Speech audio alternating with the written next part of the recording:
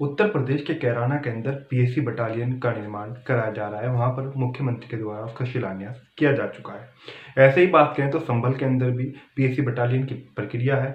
और इसी तरह से अगर हम बात करें तो उत्तर प्रदेश के देवबंद के अंदर एटीएस सेंटर का निर्माण यानी कि वहाँ पर भी उसका शिलान्यास मुख्यमंत्री के द्वारा, मुख्यमंत्री योगी आदित्यनाथ के द्वारा कर दिया गया है। अब देवबंद, कैराना और संभल इन तीन विशेष शहरों को ही क्यों चुना गया है, चाहे एटीएस सेंटर बनाने की बात हो या फिर पीएसी बटालियन बनाने की बात हो।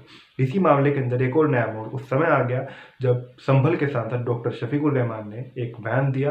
क्या है उनका बयान, उसके बारे में बताएंगे, लेकिन उससे पहले जानते हैं कि पीएसी बटालियन की जो कहानी है वो कहाँ से शुरू हुई। सबसे पहले कैराना की बात करते हैं।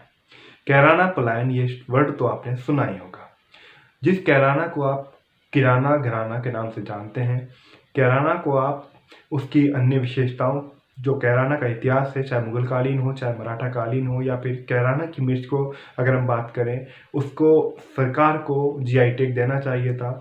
ये सब प्रक्रिया वहाँ पर होनी चाहिए थी। वहाँ की पर्यटन व्यवस्था बदहाल है, इस पर ध्यान देना चाहिए था। मैं किसी एक वर्तमान की सरकार की बात नहीं कर रहा, मैं सभी सरकारों की बात कर रहा हूँ। क्योंकि कैराना प्लान पर आपको लगता होगा कि सिर्फ बीजेपी ने पॉलिटिक्स की है, जबकि सभी राजनीतिक पार्टियों ने कैराना प्लान पर अपनी अपनी रोटियां सेकी हैं। चाहे वो बीजेपी हो या फिर बीजेपी के अलावा हम जितनी भी राजनीतिक पार्टियों की बात करें, उन सभी, वो सब पार्टियां भी हों, सभी ने कैराना का इस्तेमाल किया है, प्रयोग किया है। वास्तव में कैराना की समस्या को किसी ने नहीं उठाया। ज़्यादा विस्तार में नहीं जाएंगे, बात संक्षेप में कर लेते हैं। थोड़ा सा आपको कैराना प्लान के बारे में बता देते हैं। कैराना प्लान का पूरा मामला हम उठाएंगे तो ज़्यादा लंबा हो जाएगा, लेकिन बहुत शॉर्ट में, बहुत संक्षेप में जानते हैं कि कैराना प्लान का मामला कहाँ से शुरू हुआ था। कैराना के तत्कालीन अगर हम बात करें 2016 की, कैराना के उस समय के जो सांसद थे बाबू हुकुम सिंह, स्वर्गीय बाबू हुकुम सिंह अब दुनिया में नहीं है, उनके द्वारा प्रेस कॉन्फ्रेंस की गई थी शामली के अंदर, शायद शामली नगर पालिका परिसर के अंदर। और उनके द्वारा कहा गया था, यानी कि बताया गया था प्रेस कॉन्फ्रेंस के अंदर, कैराना के अंदर कश्मीर जैसे हालात बन रहे हैं, कैराना से बड़ी संख्या में हिंदू व्यापारी प्लान कर रहे हैं। उनके द्वारा एक लिस्ट भी जारी की गई थी। बाद में लिस्ट को लेकर भी काफ़ी बवाल हुआ, कितना सच है कितना झूठ है। उसके बाद में 2016 के जून के अंदर राष्ट्रीय मीडिया के अंदर, अगर हम कहें कि मीडिया के एक बड़े तबके के द्वारा कैराना को बदनाम करने में कोई कसर नहीं छोड़ी गई।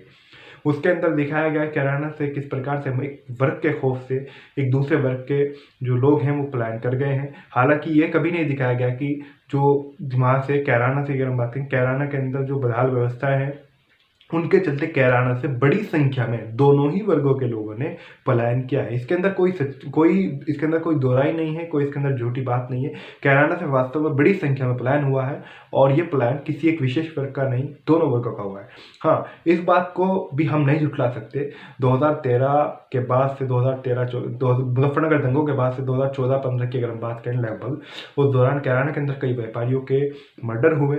और आतंक, अगर हम बात करें, आतंक नहीं, गुंडागर्दी जो थी, जो गुंडों का जो आतंक था, उसके खौफ के चलते कैराना से कई व्यापारियों ने वास्तव में पलायन किया, जो कि नहीं होना चाहिए था। जो कि हम चाहे उस समय का जो प्रशासन है उसकी आप नाकामी कहें, उस समय की सरकार की नाकामी कहें, इस बात के अंदर भी सच्चाई है। ये पलायन हुआ था, लेकिन उसके मीडिया ने किस प्रकार से दिखाया, उसे मीडिया ने एक वर्ग का खौफ दिखाया। लेकिन ये सारा मामला अलग है। लेकिन उसके बाद में क्या हुआ, 2017 आता है। 2017 से पहले जिस समय चुनाव प्रचार चल रहा था, कैराना को बदनाम करने में, कैराना का इस्तेमाल करने में अपने अपने हित के लिए, किसी एक पार्टी ने नहीं, मात्र बीजेपी ने नहीं, सभी पार्टियों ने अपने अपने हित के लिए कैराना को इस्तेमाल किया।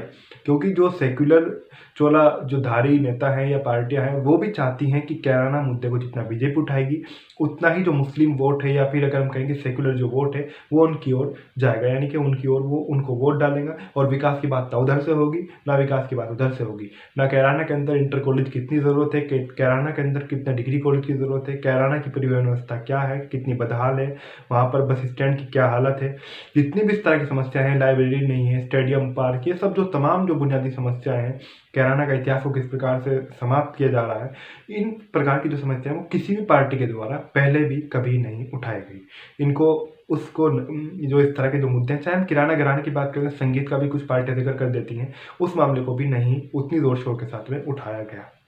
लेकिन ये सारा मामला एक तरफ है कैराना के विकास का और कैराना के ऊपर राजनीति करने का। उसके बाद में 2017 के अंदर कैराना मुद्दा बीजेपी को सत्ता के अंदर लेकर आ जाता है और उसके बाद से यूपी के अंदर यहाँ पर बीजेपी की सरकार बनी हुई है। आप सब जानते हैं वर्तमान में भी फिलहाल तो आचार संहिता लग गई है, लेकिन कैराना के अंदर मुख्यमंत्री जो है योगी आदित्यनाथ, उन्होंने वादा किया था कि कैराना के अंदर पीएसी बटालियन का वो निर्माण कराएंगे। कैराना में कैराना कांदला मार्ग पर पीएसी का जो बटालियन है, जो उसका कैंप वगैरह होता है, उसका निर्माण वहाँ पर चल भी रहा है।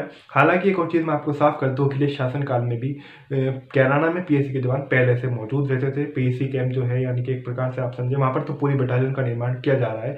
कैराना के पब्लिक इंटर कॉलेज में अखिलेश शासन के दौरान से ही पीएसी के जवान लगातार 24 घंटे बड़ी संख्या में वहाँ पर मौजूद रहते थे। अब कितना मामला क्या है, किसको राजनीतिक बनाएगा, ये सारा अलग मामला है। क्या भी चीज़ विस्तार में की जा रही है, क्या नहीं। ऐसा ही मामला संभल के अंदर का भी है। संभल का जो मामला है वो प्लान से जुड़ा हुआ नहीं है। संभल के अंदर भी पीएसी की जो बटालियन है उसका शिलान्यास किया, उसका निर्माण वहाँ पर होने की बात कही जा रही है, लेकिन वहाँ का मामला क्या है, किस आधार पर सरकार बना रही है, ये अलग मामला हो सकता है। ऐसी बात करें देवबंद एटीएस सेंटर की, देवबंद के अंदर सरकार एटीएस सेंटर यानी कमांडो की ट्रेनिंग सेंटर वहाँ पर सरकार बना रही है। सरकार का कहना है कि आतंकवाद की समाप्ति और गुंडों के समाप्ति के लिए हम ये कदम उठा रहे हैं। एटीएस सेंटर की बात हो या फिर अगर हम बात करें पीएसी बटालियन की बात हो, सरकार का अपना नज़रिया है, सरकार के अपना कहना है। ये बात तो सरकार जानती होगी या फिर आप जानते होंगे, आप भी जागरूक मतदाता हैं, चाहे आप हिंदू हो, मुस्लिम हो, आप कोई भी हो, कि इसके पीछे कितनी राजनीति है, कितनी वास्तविकता है। हमें इसमें कोई आपत्ति नहीं थी सरकार एटीएस सेंटर का निर्माण करे, पीएसी बटालियन का निर्माण करे, लेकिन तब ज़्यादा और अच्छा होता अगर सरकार ने कैराना के अंदर रोडवेज डिपो स्थापित कराया होता, सरकार ने कैराना के अंदर inter college, degree college in और औद्योगिक जो वहाँ पर किसी प्रकार की फैक्ट्री नहीं है उसका निर्माण कराया होता। कैराना से प्रतिदिन बड़ी संख्या में सैकड़ों मजदूर पानीपत लगभग 24 किलोमीटर दूर बॉर्डर पार करके मजदूरी करने प्रतिदिन जाते हैं, जो कि उनका हुनर है, अगर उसको स्थानीय स्तर पर वहीं पर उसको निखारा जाता, उनकी जो प्रतिभा है, उनका जो कौशल है, उसको अगर उसके लिए वहीं पर किसी केंद्र का निर्माण किया जाता तब ज़्यादा और अच्छा होता। लेकिन वही है कि राजनीति ज़्यादा होती है, विकास के कार्य कम होते हैं। हम किसी एक सरकार की बात नहीं कर रहे, सभी सरकारों की यही हालत है। मैंने आपको शुरुआत में ही बताया, कैराना के ऊपर राजनीति सभी पार्टियों ने की, लेकिन वास्तविक विकास पर किसी ने भी ध्यान नहीं दिया। ऐसी बात देवबंद की है। देवबंद की जो स्थानीय समस्या है, चाहे वहाँ पर नीचे जाम लगने की समस्या हो, चाहे वहाँ पर अन्य जो समस्याएं भायला फाटक पर जाम लगने की स्थिति हो, देवबंद के अंदर भी काफ़ी समस्याएं, ऐसी समस्याएं संभल के अंदर की भी हो सकती हैं। कैराना के अंदर अगर बात करें फायर ब्रिगेड स्टेशन का निर्माण, देवबंद के अंदर भी रोडवेज स्टैंड का निर्माण होना चाहिए, इतना बड़ा शहर है। तो ये तमाम जो समस्या है, तमाम जो बातें हैं, इनकी ओर भी सरकारों को ध्यान देना चाहिए था। अब इसको लेकर मैंने आपको स्टार्टिंग में बताया, इसको लेकर बयान आया है डॉक्टर शफीकुर रहमान बर्क, जो कि संभल सांसद हैं। एक बार उनका बयान भी आपको हम बता देते हैं। उनका जो बयान आया है, उनके बयान की अगर हम बात करें, डॉक्टर शफीकुर रहमान बर्क का जो बयान है, उन्होंने कहा है कि सरकार इन स्थानों पर देवबंद में और संभल में उनका जो बयान है, उनके जो बयान के अंदर जो मामला दर्ज है, क्योंकि कैराना वाली बात पुरानी हो चुकी है, हाल ही के अंदर देवबंद के अंदर एटीएस सेंटर और संभल के अंदर पीएसी जो बटालियन है, ये मामला सुर्खियों के अंदर है। क्योंकि कैराना के अंदर भी कुछ ही महीनों पहले मुख्यमंत्री आए थे, यहाँ पर उन्होंने पीएसी बटालियन की जो है शिलान्यास किया था।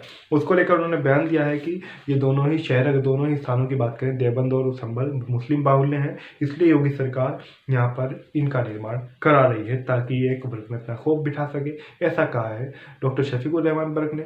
आपको इसके लेकर आपकी इसको लेकर क्या राय है? डॉक्टर शफीकुर रहमान बर्क का जो उनका जो अपना कॉल है, जो उनका वक्तव्य है, उससे आप कितने सहमत हैं? या फिर योगी सरकार के द्वारा जो एक काम किया गया है निर्माण कराना, इससे आप कितना सहमत हैं? या फिर आप भी चाहते हैं कि विकास भी हुआ होता, इन सेंटर जो भी हैं, बटालियन जो भी हैं, इनका निर्माण होता ना होता, पहले विकास को प्राथमिकता दी जानी चाहिए थी। सरकार की अगर हम नज़रिए से देखें, सरकार का तो कहना ही है कि विकास के लिए ही इस सुरक्षा के दृष्टिगत किया जा रहा है। आपको क्या लगता है? अपनी राय कमेंट बॉक्स में ज़रूर रखिए और हमारे जागरूकता के इस खास कार्यक्रम को देखते रहिए।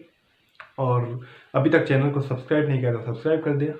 आप अगर हमसे सीधा जुड़ना चाहते हैं तो ट्विटर, इंस्टाग्राम, सभी social site, Facebook, Telegram, YouTube, इन पर हमारे साथ जुड़ सकते हैं।